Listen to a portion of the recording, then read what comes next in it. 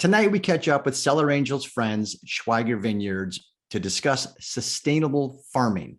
Multi-generation father-son team Fred and Andy Schweiger have been farming this property for nearly 30 years atop Spring Mountain. It is something where you can taste the difference. Let's begin.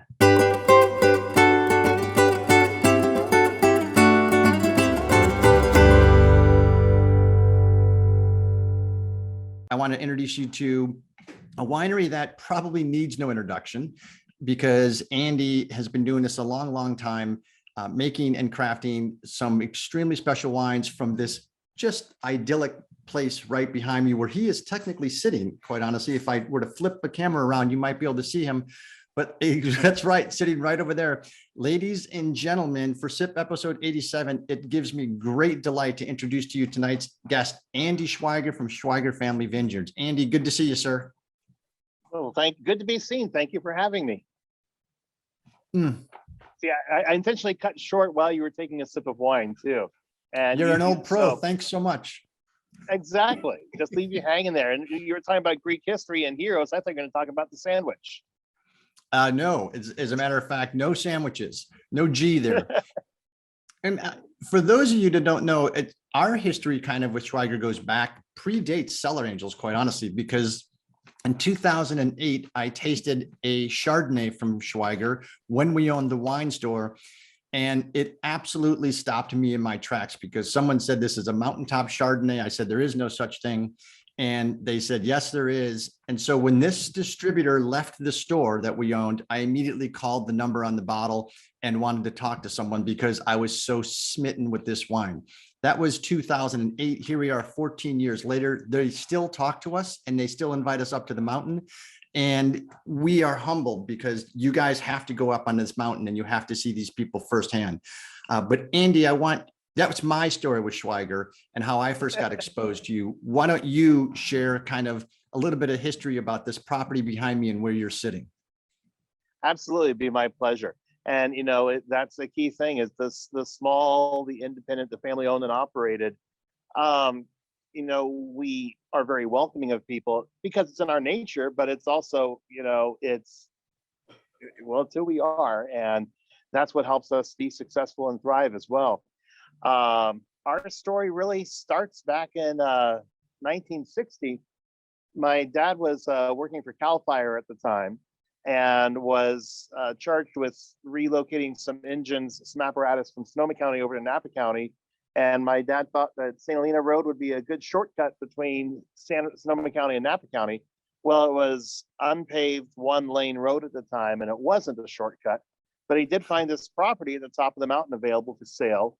Dad had all of $2,000 in savings at the time and could not afford the asking price of $275 an acre. Dad could only afford $225 an acre. So on a handshake agreement, the property owner took it off the market and a year later sold the property to Dad for $250 an acre. Now, at that time, the property was completely forested. So in the image behind the image as your backdrop right now, how that is, the perimeter is forested, that is how this all was back then. And it wasn't until 1978 when that recession hit, much the opposite of our most recent recession with low interest rates. That recession in the 70s had interest rates in excess of 20%. At that time, Dad was a general building contractor, had two projects for homeowners where the bank pulled the loans on both of the homeowners. So Dad was no longer able to make draws and no longer able to continue the projects. So he found himself very rapidly without a project, with a lot of ambition and a lot of energy. So somehow convinced my mom, they loved wine, they loved gardening, and somehow convinced Mom that a small vineyard would be a nice hobby. Just 1 or 2 acres until the next job comes along. 35 acres later, the next job came along. So by 1984, we were growing grapes for other wineries, Chardonnay for ZD, Merlot for Newton and Cafaro, Cabernet for those guys, as well as Fife and Stag's Leap Winery and Newton as well. So yeah, it's funny you talk about Dad's ambition and project. First of all, correct me if I'm wrong, when Dad purchased the original 8 acres, he was 19 years of age. Yes, that is correct. So and that's it it's wasn't, incredible wisdom and and foresight to say, well, yeah, like you said, there's 2 construction projects that had basically ended, and he had a crew and decided to buy 8 acres of land. And imagine trying to clear this land of these forests. I mean, that's yeah, incredible. well, no, and it was not an easy task, and there were pitfalls along the way. There was a tree that they were trying to remove that actually fell on the tractor Dad was driving at the time. So, we've all had our close calls over the years, but by God's will, we persevere and carry on. So it's, yeah, so we get ourselves established as grape growers, and that's what we were doing. So I grew up with the vineyard being developed, and really was trying to figure out as I was in high school what I wanted to do with my life, what I wanted to do to specialize in college, and was debating, okay, do I want to be a professional musician? Do I want to pursue a law degree? Do I want to go into winemaking? I was very proficient with chemistry and was pushing to learn more about microbiology, and the high school teachers would not even go there. So I got a fake ID when I was 16 to appear to be 18 so I could get a work permit, so I could work with alcohol. And the winemaker at ZD was the one who offered me a job on the bottling line. So I started working on the bottling line. Thanks for coming, guys. Have a wonderful weekend. Great. See, you can tell, Thank just you. by the way, FYI, it's not a green screen behind Andy. It's actually a legitimate working winery.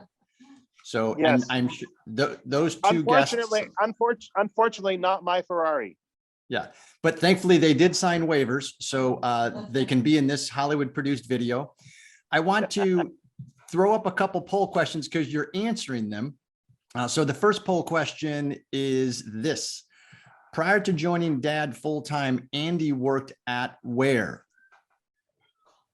ZD Wines, Joseph Phelps, Trefethen, all of the above. Oh, I see some answers shifting. A couple of people changed their minds. This is going to be, and Diane, I say hello to you. Larry, I think I got you. Julie, Kelly M, I see you. And there we go. 5, 4, 3, 2, 1. The answer is that, at least that I know of early on before you joined full-time, was ZD, Phelps, and Trefethen. So all of the above. Anywhere else besides those 3? All of the above and more. Yeah. So let's see, ZD, then Gloria Ferrer, then Joseph Phelps, then Trefethen, then I graduated from college. So yes, so I wound up going to UC Davis to study winemaking, and so got degrees in winemaking and microbiology. And then when I graduated, Chateau Saint Jean, their marketing department was going to start a Bordeaux blend program, and they saw on my resume my Joseph Phelps experience, so they hired me right out of college to join the winemaking team to start with the first vintages of Cinq Cépages. And Oh, wow, nice. Then eventually Kane Cellars recruited me away from Chateau Saint Jean to go to work there full time as their production winemaker. Wait, did you say and then Kane? Kane, yes. Yeah. So technically they're on the same mountain. They're almost neighbors as the crow Yes, flies.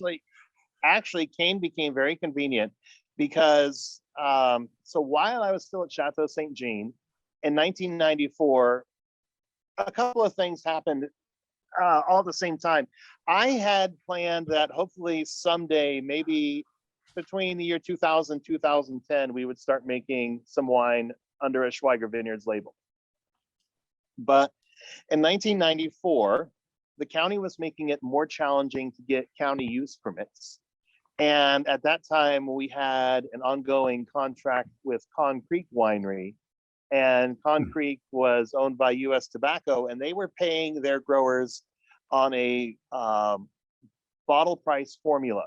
So if they were charging $45 retail for a bottle of wine, then you were getting $4,500 a ton for the grapes you were selling them. Right. US Tobacco changed that 3 weeks before harvest and said, we're only paying you $1,800 a ton. And if you don't like it, tough, because that's the way the bottle price formula works out. And you can hire the lawyers, but we're US Tobacco. We have more lawyers than you do. So Chances are your lawyers work for our lawyers at US Tobacco. Fortunately, Dad did have the foresight that in that contract, there was a clause that if we started producing our own wine, we could get out of that contract. So combination that use permits were getting harder and harder to pull, and suddenly we had a reason to pull a permit. Mom and Dad terminated that contract. So the fruit that was destined to go to Con Creek that year wound up staying here and becoming Schweiger Vineyards wines. So Wow. in 1994, we made about 500 cases between Chardonnay, Merlot, and Cabernet. We still had contracts with other growers, so we were still made whole. And every year we would sell a little less fruit and make a little bit more wine. And it was in '99 when my wife and I sat down and looked at our budget and approached my parents about, it's really hard to keep up, because we're to the point now, we're at that tipping point where do we stay itty bitty at the 800, 1,000 cases, or do we keep everything we're growing here and start making this a real operation? So '99, I quit all my full-time obligations and came to work here. And in 2000, we began clearing to build a much larger winery building. Prior to 2000, I was just working in the back half of my dad's vineyard shop. We had installed a small in-wall air conditioner like you would find, in a small home where you don't have central air. That was our cellar. And so that first year we began building the winery, and that's also the beginning of new varietals. So prior to 2000, we were just doing those 3 varietals, Chardonnay, Merlot, and Cabernet. And in 2000, we started Dedication, which is our Bordeaux blend. And that's also the first year that we bought some fruit for the first time from a longtime family friend, Bob Ubaldi. And the purpose of that was because my mom and my wife both love Sauvignon Blanc. And so they wanted the Sauvignon Blanc. So we started making Sauvignon Blanc in 2000. So 2000 was a great year. I love the addition of the Sauv Blanc. I want to get back to 2 things you mentioned earlier. One, I think you might be the first person I've ever heard of that acquired a fake ID to get a work permit. So if you're comfortable with that story, fine. I think it works. Statutes of limitations has expired. And the other thing my friend Todd Lynn is a retired cop, and he got 2 years of Social Security payment from me. So exactly. And the other thing you mentioned was that you were contemplating potentially a musical career, and that was the quiz question this week. Andy is a saxophone player, still wonderfully musically talented, a gene that skipped essentially my entire family. But Doug R. from Minnesota was the fast respondent on Monday's poll question to answer the instrument that Andy plays. So congratulations to Doug R. Doug, you're going to see a gift in your account profile very soon. And I can't tell you any more about that, but there's going to be some enhancements to the Cellar Angels software program. So you'll be looking for that. And we're very excited to unveil that very shortly. So one of the things 2000 was a great year. One of the things that has impressed me, Andy, is kind of the viticultural philosophy that your father has with regards to, no pesticides, no reliance on chemicals, dry farming. You don't water a vine after it is the age of 5. And he was a general contractor. So where did all of this type of philosophy and passion for the land originate, and how does it manifest in the wines or grapes that you're producing? Well, where it manifested in my dad, I guess it has to, go back that, he grew up.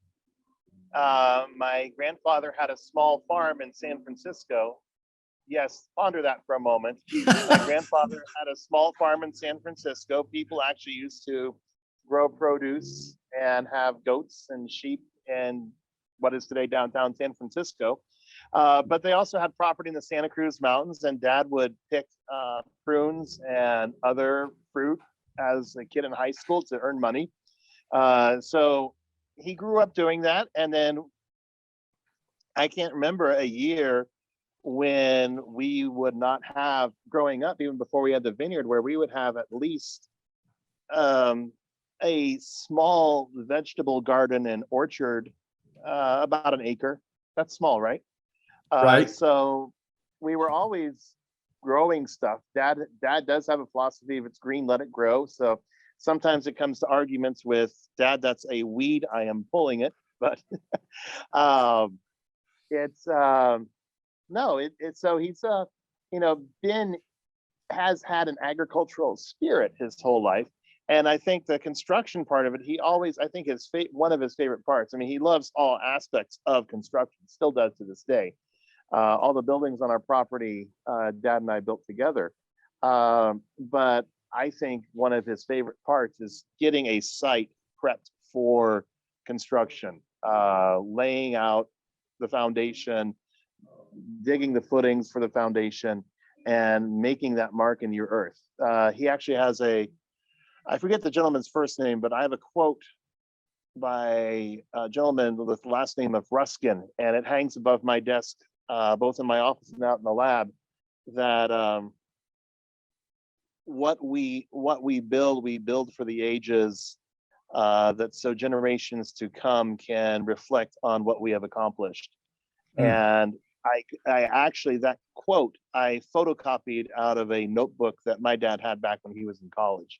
And Oh, wow. it inspires me that, I'm not just the winemaker here, but I am a steward carrying it forward into the future. You see wineries every day. It's almost like watching sports teams before the end of the trade deadline, where players are being traded from one team to the other. It seems like you see that happening in the wine industry faster and faster every week, of wineries being sold or acquired by larger conglomerates. And people will sometimes say, well, what's your vineyard and winery worth? What is your sale price? I'm like, there is no price, because it won't be for sale. My great grandfather, both my grandparents are buried on this property. There will come a day that my parents will be buried on this property, and my wife and I will probably be buried on this property. So there is no way I could ever fathom this place being for sale, because it's too much of who we are. Right. I mean, I agree. It's historical from that perspective and family lineage. And I went down a wormhole. What was the question again?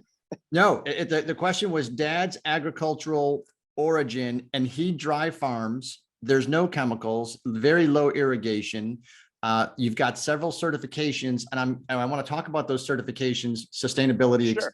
Because you talk about leaving a legacy. Well, you don't want to ruin the land for the next generation or generations to come. But I'm also interested in how that farming technique at 2,000 foot elevation creates what type of impact in the vines, and then how do you get what you get 2-3 years down the line in barrel and then in bottle? It's a whole life cycle. You got the quote, necessity is the mother of invention, and sometimes reality and necessity guide you as well.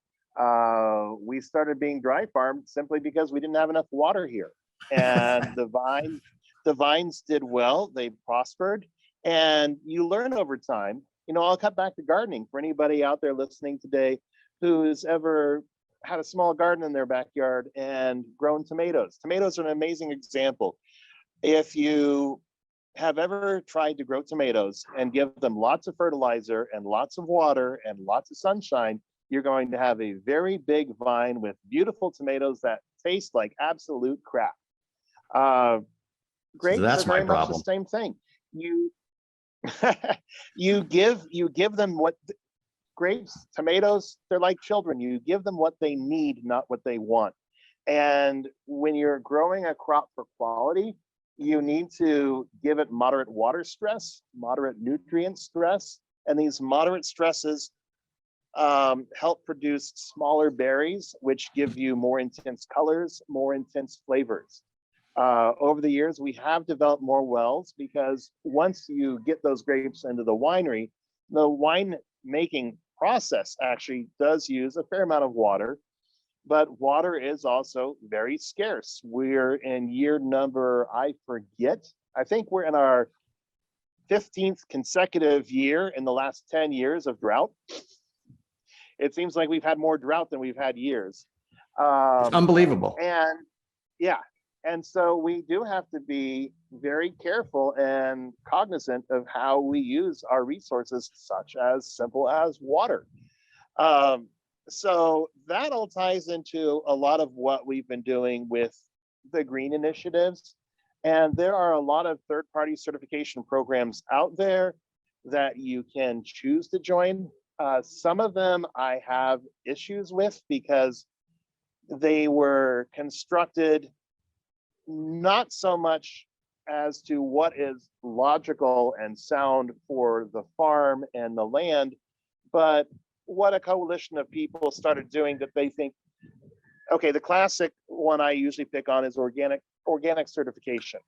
Most CCOF. of organic, yes, primarily based on 5 different farmers, all adjacent to each other, deciding, well, we consider ourselves organic, and here are the things that we do that are in common. So if you farm the way we farm, then you too can be certified as organic. And the sad truth is, what works for those small 5 adjacent farms, encompassing maybe 150 acres on a flat land, on the flat portion of the valley floor, does not carry over up valley, down valley, and especially up slope and elevation. And since that certification was established, there are so much more intelligent ways to determine when to spray. A lot of organic farms are just on a schedule of, it's been 10 days since we last sprayed sulfur, we need to go out and spray again. Oh, but it's going to rain tomorrow, but we need to spray today. Well, the spray won't last through the rain, so they'll spray today, rain tomorrow, spray again, and reset their clock of 7 to 10 days of spraying. I live in the town of St. Helena, and there's a vineyard adjacent to me that's certified organic, and they spray about 10 times a season to maybe my 3 times a season. So and the spraying the spraying of sulfur does what? The spraying of sulfur is for keeping mildew growth off the vines that can spoil the fruit. Okay. And sulfur is relatively safe, but it does spread, and it can, it is a irritant, and it is in heavier doses, it's toxic. But more important than what you're spraying is how you're spraying. You're driving a tractor. So 10 times the spray, 10 times the diesel emissions, 10 times the compaction of your soil, which makes it harder for nutrients and water to get down to the soil, down into the vine.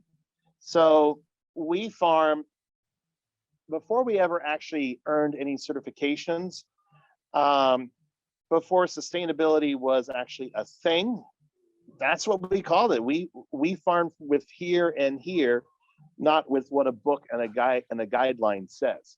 Now, right. Over time, I found some certification programs that, I look at all the boxes they check off. I'm like, oh, wow, that's what we do already. Okay, I'm going to apply for this program. So it was kind of in order. We applied to be Napa Green land, and then we also got looped in as a Napa Green winery as well. And so those certifications are things like, we're using weather models to predict when to spray and looking at average humidity and temperature, as opposed to just being on a set schedule of, it's been 7 days, it's time to spray again.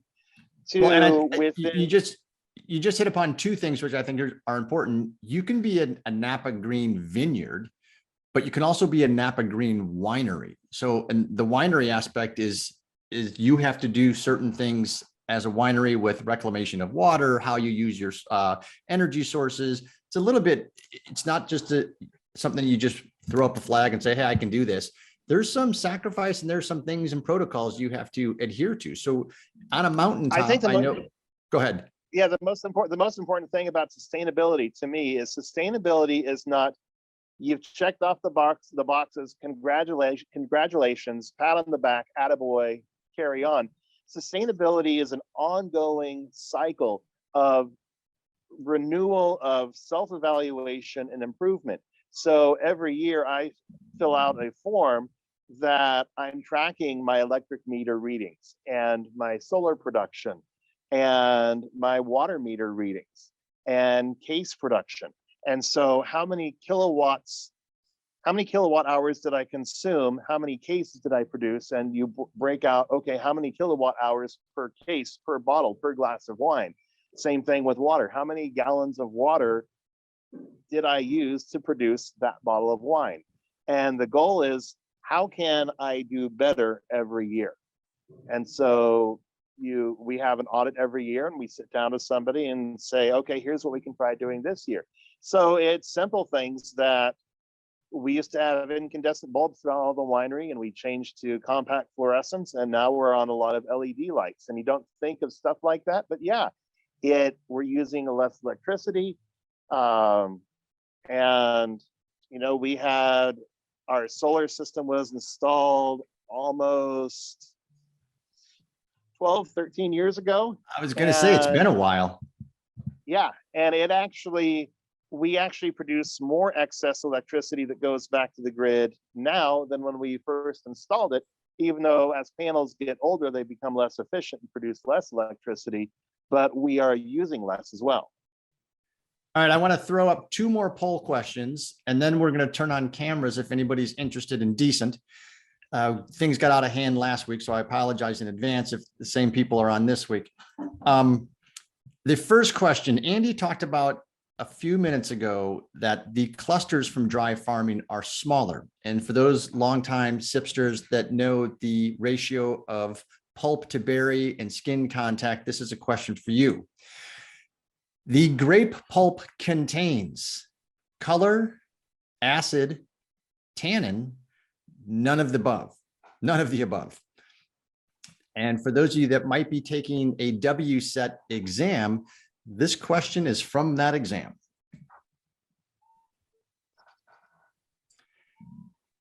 Stacy, if I haven't said hello to you, hello. Paula, I see you in the house. I think you know our guest. Melissa, hey, Martin, hello.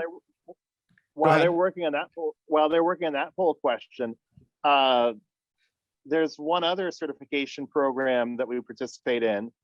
So I'm getting to that one. Question, I'll say, yeah, okay, very good. Okay, 5, 4, 3, 2, 1. Yeah, I might have given people too much time to Google this. Just because we call them angels doesn't mean they're honest all the time. We've caught them in a couple of entrapment answers. So we've got every single one of them answered: color, acid, tannin, and none of the above. The correct answer is that grape pulp, according to the WSET exam, is responsible for acid. And it makes sense to me, Andy, when you were talking about that you've got smaller clusters, smaller berries, but you still have amazing balance and acid in that capacity, because your wines they're approachable early on, and I compare them a lot with wines on Howell Mountain, where it seems a lot of the mountain cabs on Howell, you've got to lay down for 10 or 15 or 20 years. And we're drinking a 2016 tonight, and we're going to get into flavors, aromas, and pairings in a second. But talk to me about the smaller clusters, the smaller berries, this skin to juice ratio, and how you get such wonderful color and wonderful balance.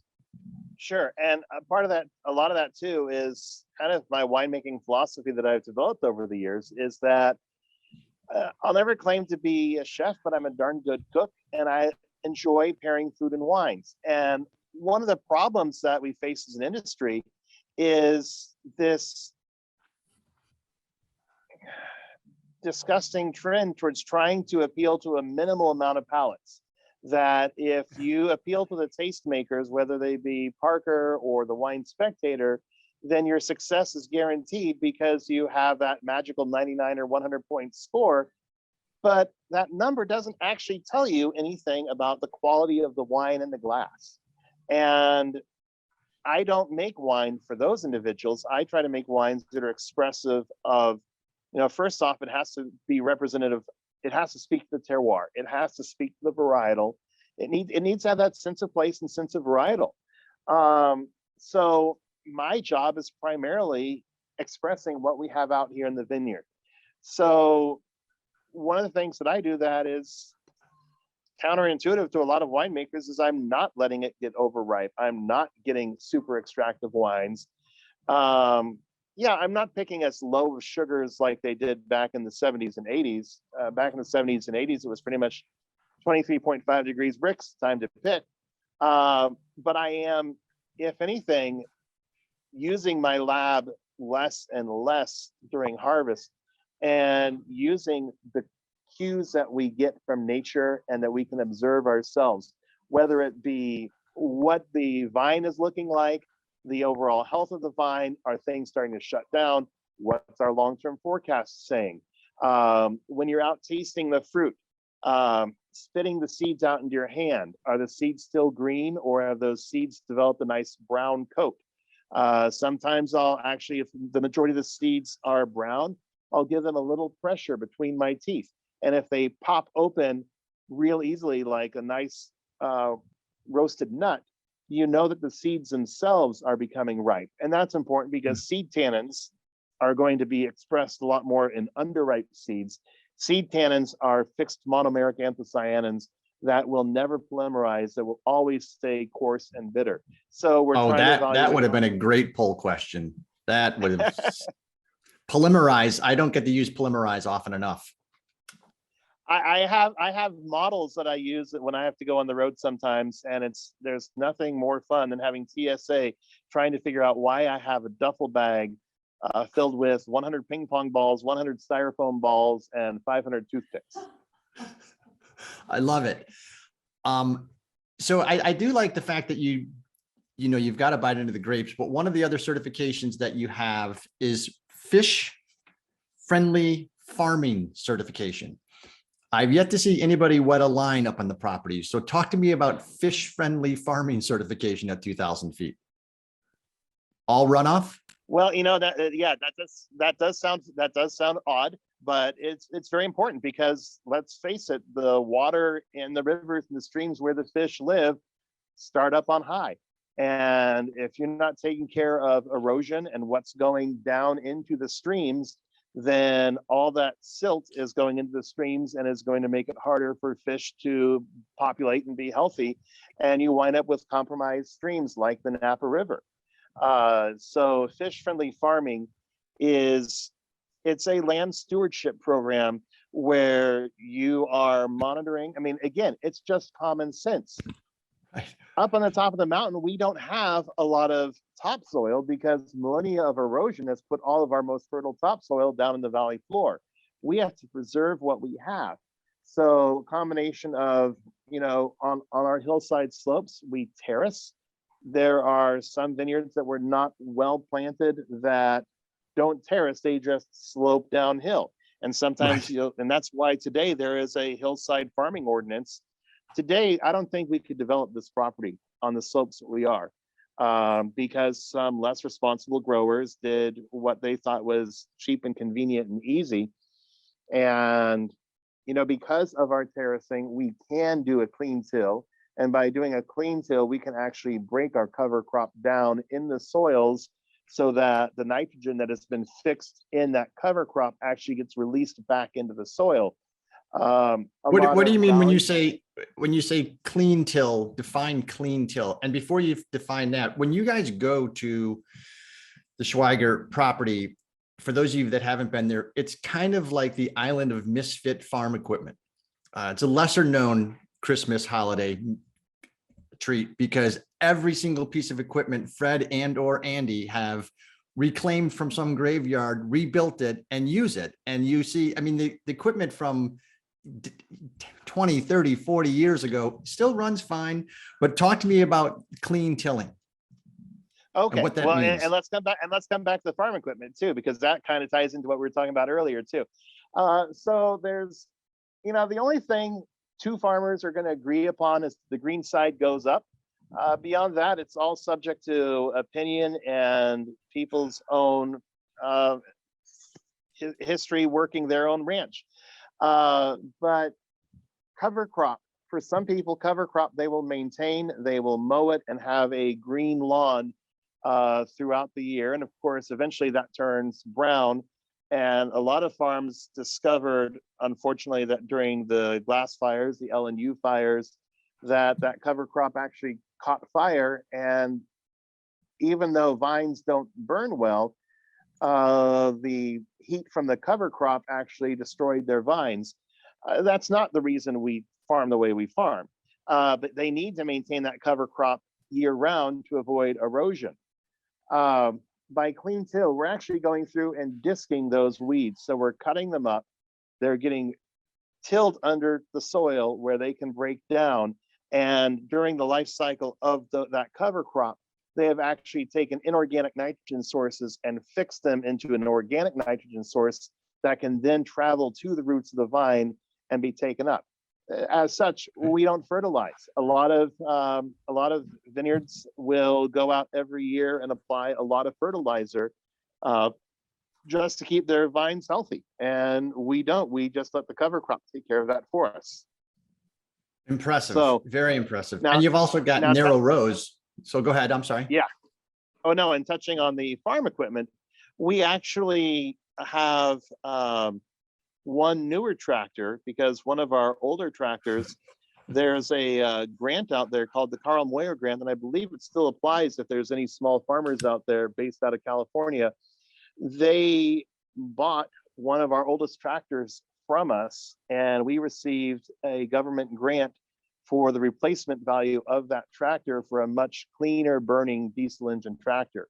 Whereas the old tractor we got rid of, if it were idling in front of the winery, I could smell it 200 feet away. You can stand right next to the exhaust of this thing, and if you have earplugs in, you wouldn't know it was running. And so, we have been upgrading some of our tractors to much cleaner burning these days. I like it. And when you say we bought a newer tractor, I was going to say, does the decade it comes from, is it the 60s or the 70s as it relates to newer? It has a Bluetooth stereo so that when I'm driving it, Whoa, I can talk on the phone with my earbuds. That's newer than my car. Yeah.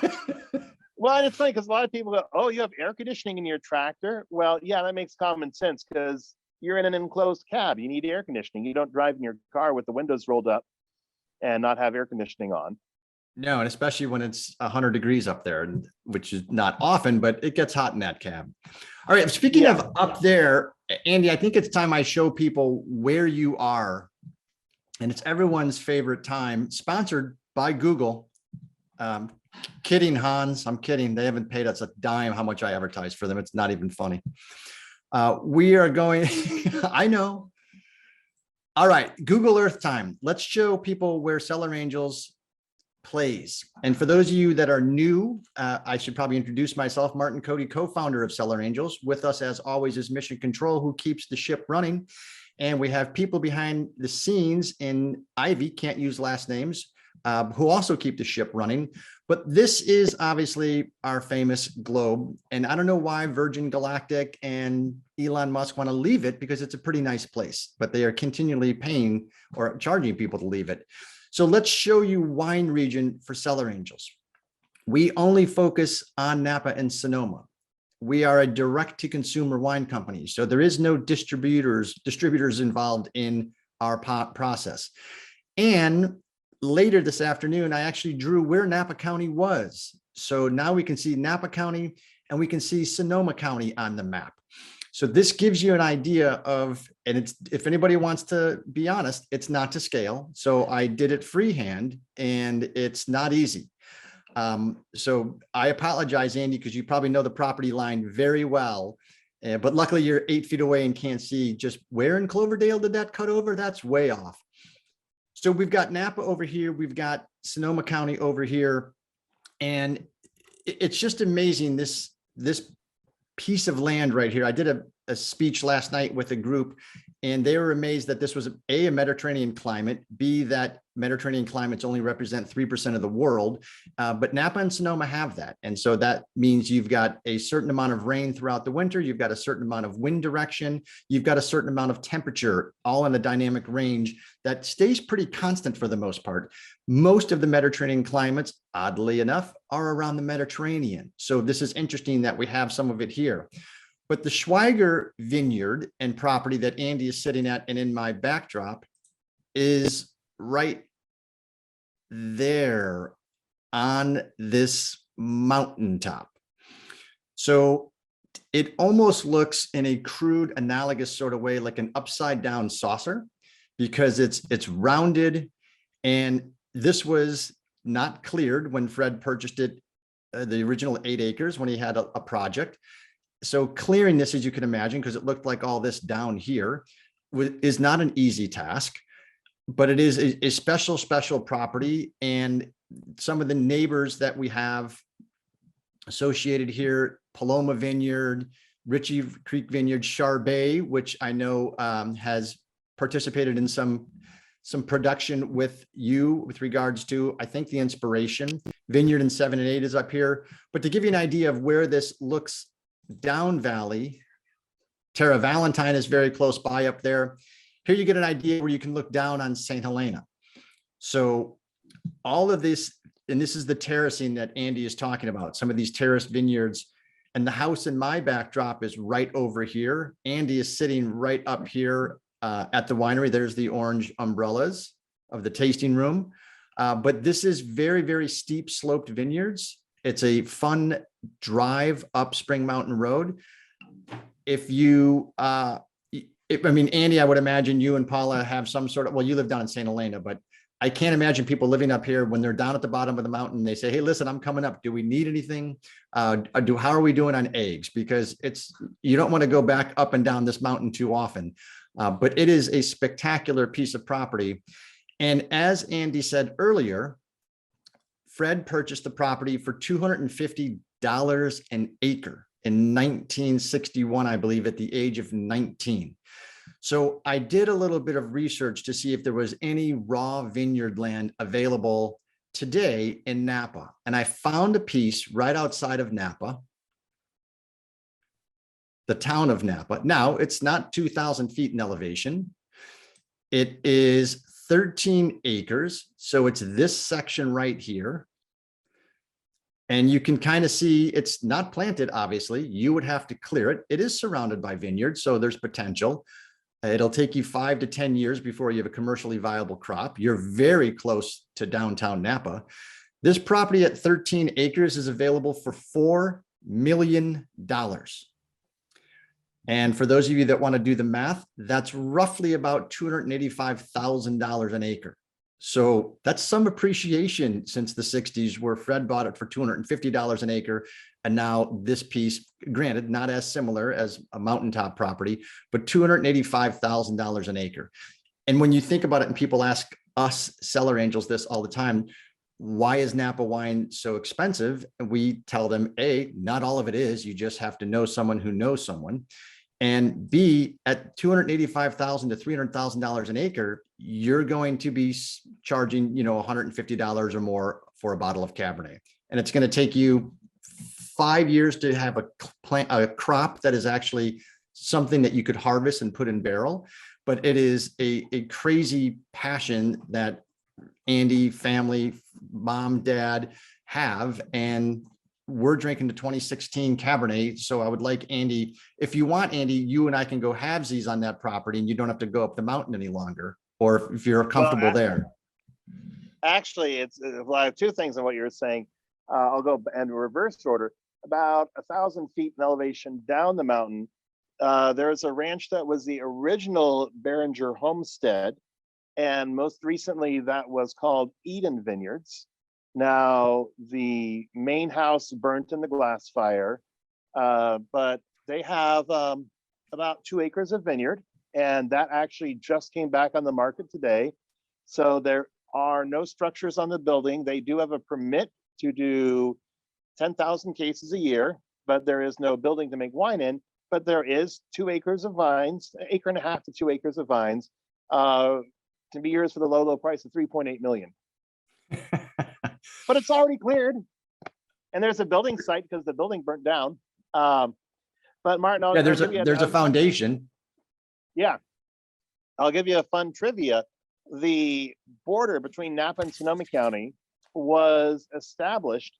Essentially, the surveyors went along and they had canteens, and they would pour some water on the ground, and that's how they determined where the ridge was. And basically, if the water flows to the west, it's Sonoma County. If the water flows to the east, it's Napa County. So it's interesting you bring up Terra Valentine. What the owners of Terra Valentine didn't realize when they relocated, they're actually in Sonoma County, not Napa County. Yep. So but it's one of those weird, confusing things, because they pay property tax to Sonoma County, but you access it from Napa County. Yeah, it's insane. Go figure. It's insane. Okay, so we have many of us 2016 Cabernet. Well, before you go on with that, many of us have the 2016 cab in our glasses. Karen has a dog or some sort of animal. So I want to show people how you get that. Honestly, it's extremely easy. We've been doing this for 11 years. Although this is SIP 87, we've been selling wines from producers like Andy for 11 years.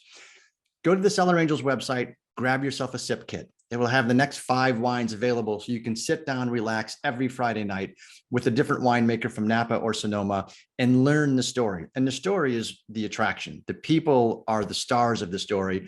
And tonight is absolutely a perfect example of that, because you get to meet the family up close and personal, see the property, and learn why they're in this business. In 2 weeks, next week, we're taking a little bit of a vacation. In 2 weeks, we have Gadarian wines. If you remember that duo, Natalie Coughlin and Shayna, they are a dynamic duo. In addition to Natalie being a 3-time Olympic or 12-time Olympic medalist, 3 Olympics, it's incredible what they're doing. I know Scotland's got his eye on the Vizsla. They're launching a new product because that'll be a Scotland that night. 2 wines we're going to be tasting that night.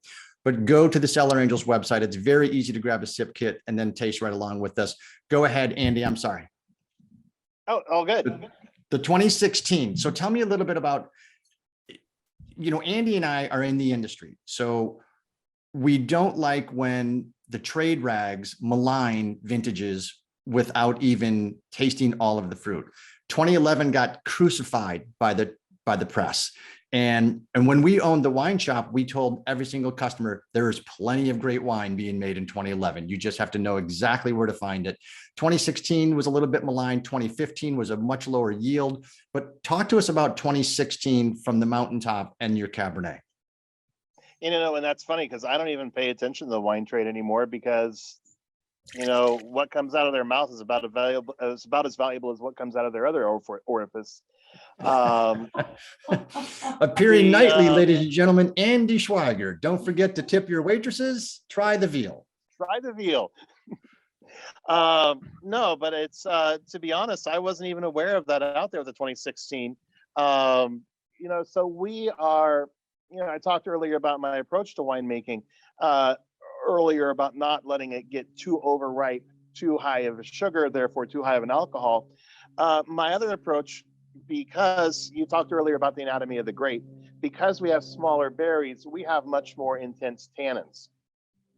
So to get those tannins to soften and to round out, whereas a lot of my contemporaries in the valley floor,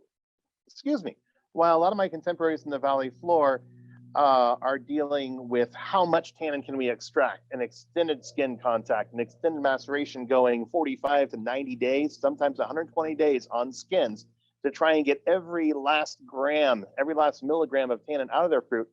I'm often hot pressing. I'm pressing it off while it's still actively fermenting because, okay, we've got enough.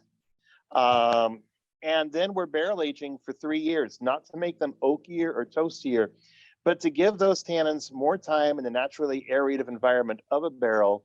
So those tannins, I mentioned polymerize earlier. The catalyst for the polymerization reaction is oxygen. So more time in that barrel allows the wine to become more elegant. This allows me to release my wines later. So while a lot of wineries are on their 18 or their 19, I understand that Caymus is releasing their 2022 vintage next week. I'm not in a hurry to release our wines. I'm releasing them when they're ready to be enjoyed. So my goal with all of our red wines is they're going to have a nice silky, velvety mouthfeel. Particularly when I was at Kane, I started calling myself a mouthfeel whore. For me, yes, having good aroma, but that happens. That's part of the fruit. But for me as a winemaker, it's how can I structure this wine as I'm blending different components so that the entry speaks to you in some way, whether it be slightly sweet, not sugar sweet, but just that sensation of sweetness, usually contributed from the oak. And, you know, I use a lot of musical terms sometimes when winemaking, that when you're singing, you just don't go one note. You want to crescendo, you want to build, you want to have some vibrato, you want to have some depth and warmth to it. The same thing goes for mouthfeel of a wine, that when you bring it into your mouth, you just don't want it to be a one-note samba. You want it to slowly grow in your mouth so that as it builds into a mid-palate and constantly evolves, that when you're done with that mouth feel, that there's a lingering of some fruit components, some good acid balance, some good tannin, without being drying or chalky. And so these are all things that as we're creating final blends, what works and what doesn't work. And so with the 2016 Cabernet, I don't recall offhand, but I believe this is, it's funny, Paula is, I believe, watching, and she works in the tasting room on weekends. She probably knows offhand because she actually tells us to people more regularly. I think the 16 Cabernet is 96 Cab, 2% Merlot, 2% Malbec. The blends change every year. I'm not looking for specific varietal percentages to hit for a winemaking style. I'm going for my nose and for my mouthfeel, and then let the chips fall where they may when I'm actually assembling the final blend. And that's a great way to approach it. How do you know what you're after in the final blend?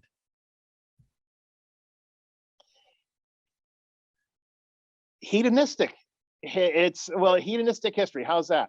I want long time Schweiger fans to be guaranteed the same quality year in, year out. That being said, this is not a Coca-Cola product where every vintage is the same. There's always going to be expressions of vintage as well. Yeah, nor do we want it to be the same. No. However, I bring in the hedonistic part of it because for me, it's that yumminess factor. How can I create something that's enjoyable? And that's where, you know, I've worked for, you know, when I was at Chateau St. Jean, at that time, they were owned by Suntory, the Japanese whiskey manufacturer. And so that was kind of my biggest brush with corporate America. Kane Vineyards, when I worked there, was owned by a tech firm that actually wanted Kane to operate at a loss to mitigate their profits. Wow. So for me here, I don't really have investors I need to report to. I definitely don't have shareholders who expect to see certain returns or proceeds. At the end of the day, my job is just making wine that myself, my wife, my family enjoy. And along the way, along the way, we've built a fan base that enjoys this style of wine as well. Is my Cabernet going to be everybody's favorite Cabernet? No. If you enjoy the big, over-extracted mega fruit bombs, Schweiger Cabernet is not for you. If you enjoy something that has the syrupiness of a lot of mega purple added to it, Schweiger Cabernet is definitely not for you. If you enjoy a wine with a sense of place, a sense of varietal, and a sense of vintage, you know, expressive, pairs well with food, then Schweiger's for you.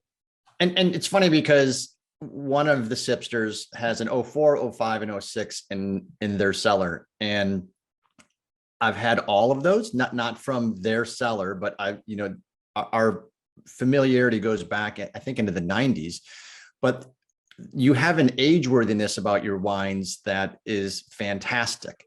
So the 04, Paula already answered on the 05 because he was curious, when do you think they should open them on the 04, 5, and 6? The 05 was just opulent, decadent, pure silk. And you talk about that one note in the mouth where you don't want one note and you want that symphony, if you will. The 05 sings that song, and it is just a spectacular piece. The 04, I'll let you, I have my opinion of the 04 and 06, by the way, and I thought they were similar. So they booked an amazing vintage, but tell me what you think about the 04 and 06, and when should this individual open them?